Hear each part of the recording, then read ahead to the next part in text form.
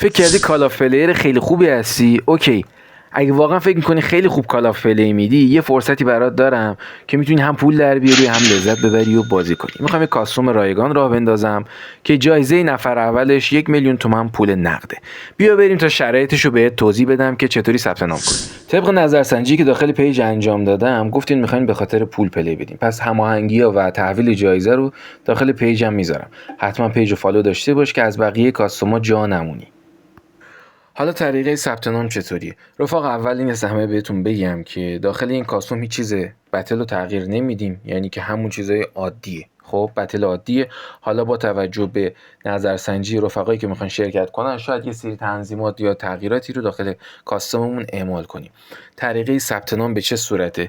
داخل چنل تلگرام رفقا یه دونه پست گذاشتم. آیدی چنل تلگرام اینه و داخل این ربات تلگرامی شما میخواد UID اکانت یا اسم اکانتتون رو ارسال کنید، مثل این دوشمون که ارسال کرده.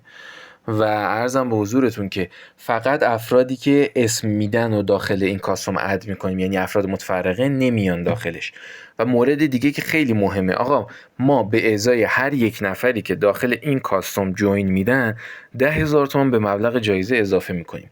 یعنی اگر این کاستوم ما 100 نفرش پر بشه، جایزه نفر اول میشه 1,000,000 تومان و نیازی نیست پولی پرداخت کنید برای این شرکت داخل این کاستوم و فقط میخواید به این بازی کنید. حالا یا میبرید یا میبازید، هیچ فرقی به حالتون نمیکنه.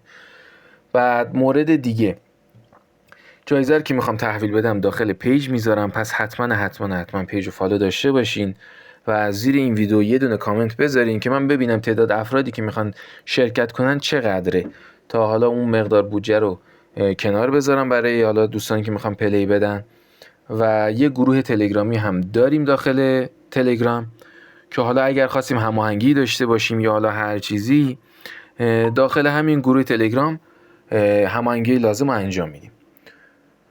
لایک کن و بفرست برای دوستات، اگر اونا هم شرکت کنن بگم مبلغ جایزه میره بالاتر. قوانین و شرایط کاستوم رو تو کپشن میذارم و حتما بخونش. چنل تلگرام حتما جوین باش که تایم این کاستوم ها از دستت نره. حالا یه سری قوانین رو داخل چنل تلگرام میذارم. موفق باشید و بفرست برای دوستات. خدا نگهدار.